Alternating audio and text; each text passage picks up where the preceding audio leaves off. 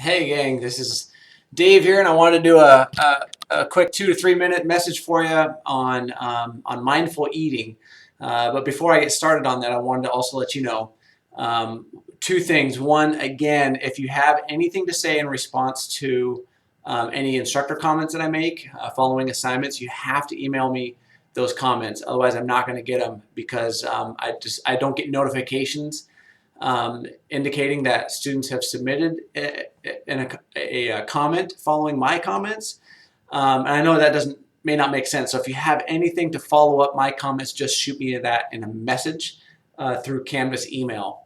I'm sorry about that headache, but unfortunately, that's the way Canvas works right now. And the second thing was, why I put these videos onto YouTube. The main reason why is for technical reasons beyond my control. Canvas, the video messaging through Canvas, the quality just simply isn't there, and so oftentimes you'll hear a lot of, or at least I would hear a lot of static in my messages to you. So whereas YouTube, I can just upload my messages to YouTube. You click on the link, you go right to it, and the messages are much more audible, and you can actually understand what I'm saying.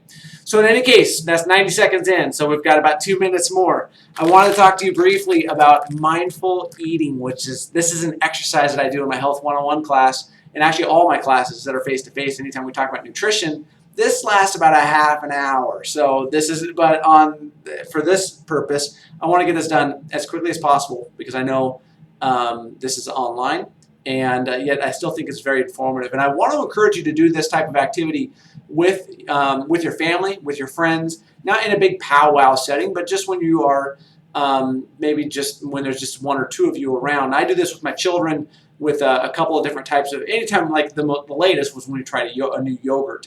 My kids did not want to have pina colada, and I think we may have bought that on accident, but it drove me nuts that they wouldn't even try this new yogurt just because it had a different label on it. And so I said, you know what, let's do the blindfold test. So, and kids are fun. When you break out something silly at the dinner table, they're going to giggle and laugh, and they're going to try it.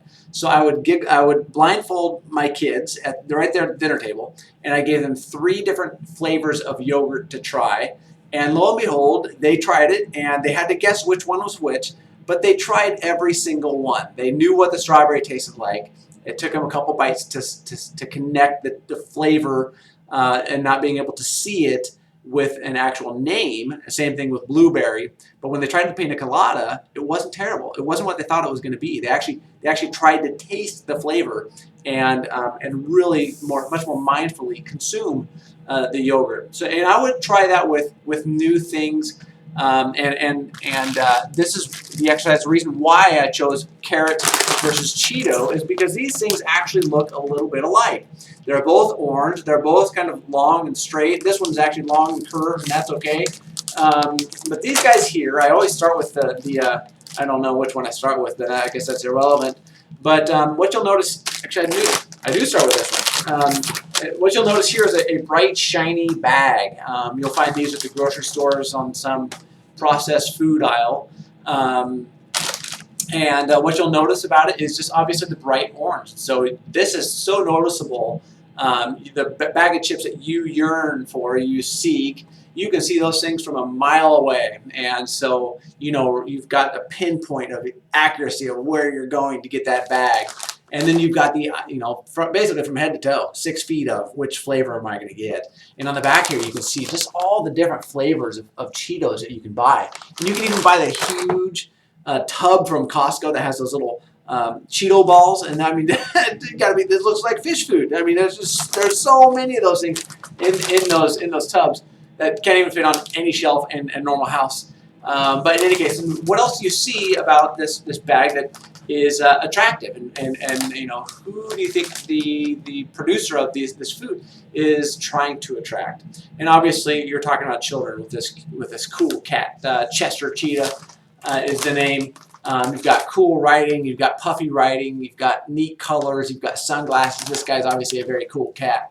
And then we actually break open the bag and we taste these things. And I encourage my students to take 40 chews. And they can't say anything for a minute, so your house has to be super quiet while this taste test is going on. And so for 1 full minute, you are taking 40 chews, and then you're swallowing it, and you're just sitting there for about another 20 to 30 seconds. And then you actually start to taste the food. I want to encourage you to do this on your own and let me know what you think about that flavor. And also break down the flavors, give them names, like what does that flavor taste like? And not like disgusting, but how does it, that may be one of the terms, I don't know, but give it something you can identify with. For example, carrots. Let's talk about carrots and what they can identify with. So if we look at the ingredients in carrots, we can obviously know that it's just carrots. Whereas Cheetos, there might be many more ingredients. And these are actually $3.49, whereas these ones were $1.50. And this one was about 9 ounces. This was 16 ounces. So you're getting a lot more for your buck with, by the way, organic carrots. Pretty insane, right? So pretty cool though. And when I bought a bag of carrots that looked just like these about 2 quarters ago, the lady at Fred Meyer thought I was nuts because there was actually a carrot that actually had some mold on it. And she goes, "Oh my gosh, sir, I can't sell you these." I says, "Why not?" She says, "Well, because there's mold." And I said, "That's okay. That's what food should do. Food should rot. It should get old. These guys will be on the shelf in 10 years and taste exactly the same. They'll never get old. These guys here, they expire. And these actually will become part of your body. Your body becomes nourished with the foods that you provide it." So in any case, this is what mindful eating is. It's really tasting the flavors. And when you take your 40 chews of carrots versus 40 chews of Cheetos, and we're talking about just one Cheeto. We're not replenishing any Cheetos, just one Cheeto and one carrot. And really marinating in those flavors. And not just going back for another and another and another. But just, I want you to sit with those tastes, sit with those flavors for maybe a minute, minute and a half, 2 minutes, and see where those flavors go. And see if you still like those flavors or see if you like them more. And with regards to the flavors of a carrot, what words can you connect with that flavor? And they may be the same, may be different. In any case, I want you to give this a shot on your own, in your, obviously at your own house, in your own household, and see what happens.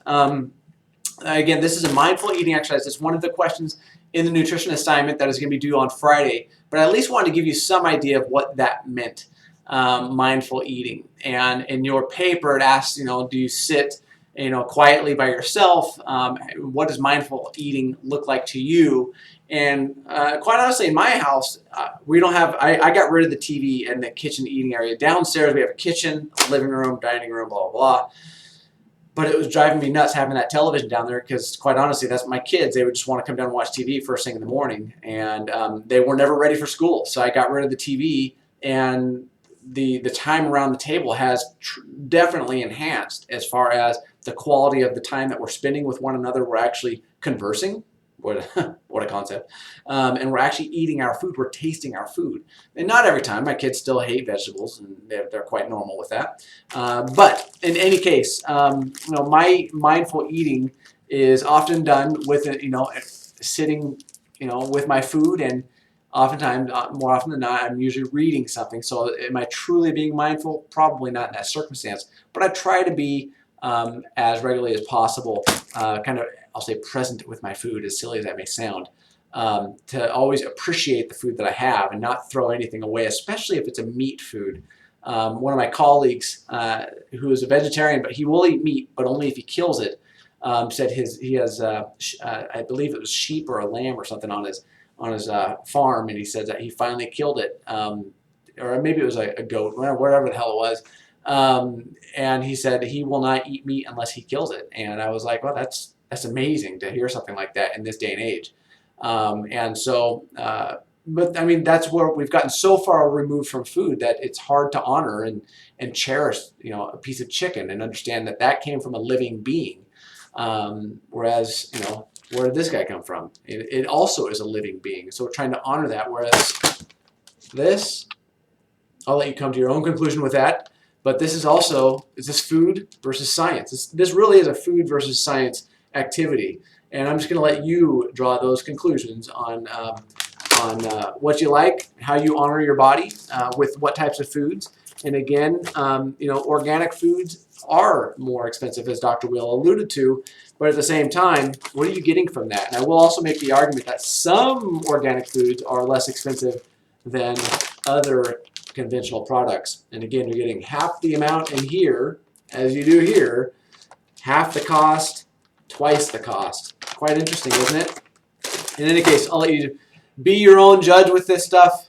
This baby was 11 minutes. That is a record, and I am not doing this video again.